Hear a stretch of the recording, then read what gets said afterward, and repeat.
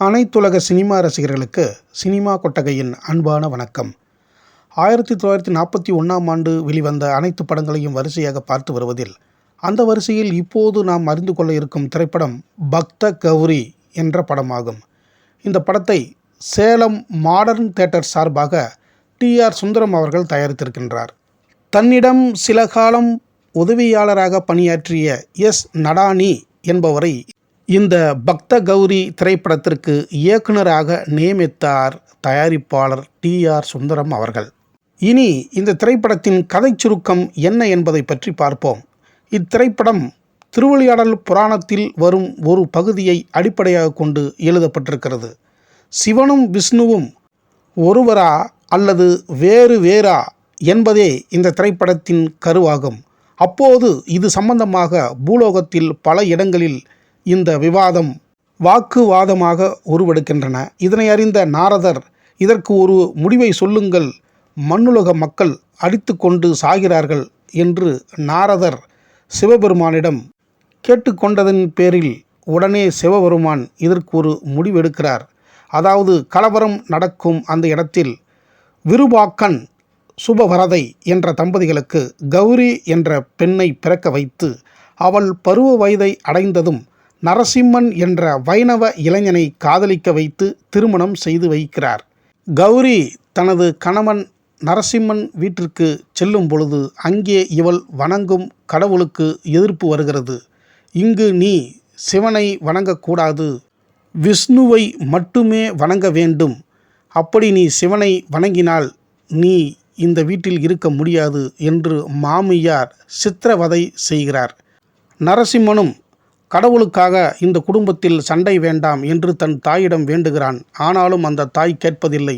இந்த குடும்பத்தில் விஷ்ணுவை வணங்குபவர்கள் மட்டுமே இருக்க வேண்டும் என்று உறுதியாக சொல்வதன் பேரில் இப்போது சிவபெருமான் அங்கு தோன்றி அவர்களது குடும்பத்தில் சிவனும் விஷ்ணுவும் ஒன்றே என்று 2 பேரின் உருவத்துடன் கூடிய தோற்றத்துடன் அவர்கள் அங்கே தோன்றி அவர்களுக்கு விளக்கத்தை சொன்ன பிறகு குடும்பம் ஒன்றாகிறது. இதுதான் இந்த திரைப்படத்தின் கதை. நரசிம்மர் என்ற பெயருடன் எஸ்.டி. சுப்பையா மிக பக்தியான நடிப்பை இதில் வழங்கியிருக்கிறார். அதில் அவர் விஷ்ணுவை வணங்கும் நேரத்தில் தன் காதலி கௌரியை கண்டதும் கௌரிதான் தன் வாழ்க்கை என்று அவர் பின்னால் சுற்றி தன் காதலை சொல்லி அவரை மணந்து கொள்ளும் காட்சிகளில் இவரின் காதல் நடிப்பு மிக அற்புதம். மனைவிக்காக பரிந்து பேசி தன் தாயிடம் வாங்கி கட்டிக்கொள்ளும் காட்சிகளிலும் இவரின் நடிப்பு அற்புதம். படத்தின் தலைப்பு வேடத்தில் முதலாக முழு நீள கதாநாயகியாக யு.ஆர். ஜீவரத்தினம் நடித்த முதல் படம் இந்த பக்த கௌரி திரைப்படமாகும். இதற்கு முன்பு பல படங்களில் சிறு சிறு வேடங்களில் நடித்த யு.ஆர். ஜீவரத்தினத்திற்கு இந்த பக்த கௌரி திரைப்படம் மிகப்பெரிய நட்சத்திர அந்தஸ்தை பெற்று தந்தது. நல்ல குரல் வளமும் பேரழகும் கொண்ட யு.ஆர். ஜீவரத்தினம் இந்த திரைப்படத்தில் வாராண்டி வேலன் தேடி வாராண்டி என்ற பாடலை பாடி மிகப்பெரிய புகழினை பெற்றார். அந்த பாடல் இன்று வரை சூப்பர் ஹிட்டாக இருக்கிறது. அனைவரும் கேட்டு ரசித்த பாடல் அது. இந்த திரைப்படத்தில் தன் மாமியார் தான் விரும்பும் சிவனை வணங்கும் பொழுது அவர் தன்னை சித்திரவதை செய்யும் பொழுதெல்லாம் சிவா சிவா என்று சிவனை வணங்கியபடியே அதை ஏற்றுக்கொள்ளும் அமைதியான நடிப்பில் கண்ணீரை சிந்தினாலும் அனைவர் மனதிலும் இடத்தை பிடித்தது யு.ஆர். ஜீவரத்தினத்தின் பணிவான பரிதாபமான நடிப்பு. இந்த படத்தில் மேலும் சிறப்பு நட்சத்திரங்களாக எல். நாராயணராவ் குப்பண்ணா வேடத்திலும், சி.வி.வி. பந்துலு அவர்கள் சிவபெருமானாகவும், காளி என். ரத்னம் அவர்கள் அம்பட்ட சின்னான் என்னும் நகைச்சுவை வேடத்திலும், இவரது வெற்றிப்பட ஜோடியான சி.டி. ராஜகாந்தம் அவர்கள் பகவதி என்னும் பெயரில் இவரின் காதலியாகவும், இருவரும் ஒன்று சேர்ந்து காதலர்களாக அடிக்கும் லூட்டி மிகப்பெரிய நகைச்சுவையை வாரி வழங்கியிருக்கிறது.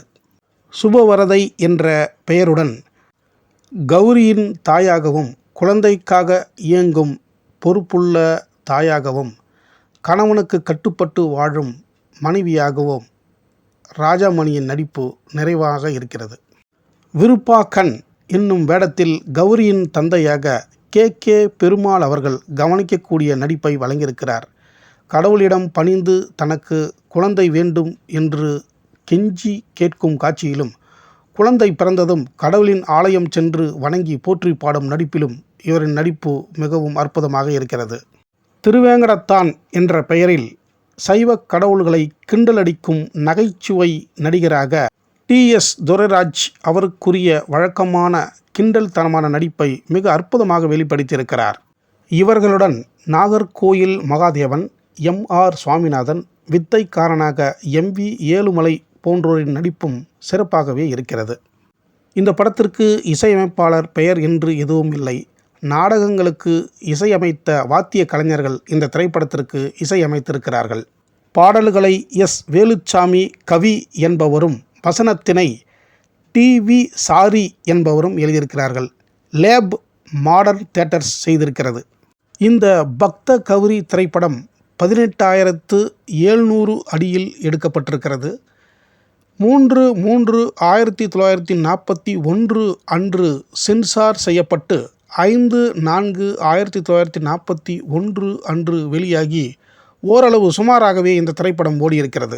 இந்த திரைப்படத்தின் கதாநாயகியும் பாடகியுமான யு.ஆர். ஜீவரத்னத்திற்கு மிகப்பெரிய அந்தஸ்தை கொடுத்த இந்த பக்த கௌரி திரைப்படம் தமிழில் முதலாக சைனவ வைணவ மதத்தின் ஒற்றுமைக்கு குரல் கொடுத்த படமாக இது இன்றளவும் போற்றப்படுகிறது. இதுவரை இந்த பக்த கௌரி திரைப்படத்தினை சினிமா கொட்டகைக்கு வந்து பார்த்த அனைத்து கலைநேச நெஞ்சங்களுக்கும் என் நெஞ்சார்ந்த நன்றியை தெரிவித்துக் கொண்டு, இனி இதே 1941ஆம் ஆண்டு வெளிவந்த மற்ற அனைத்து படங்களையும் அடுத்தடுத்த வீடியோவில் தொடர்ந்து வரிசையாக பார்ப்போம். நீங்களும் பார்த்து உங்களின் ஆதரவை வழங்குங்கள் என்று கேட்டுக்கொள்கிறேன். நன்றி, வணக்கம்.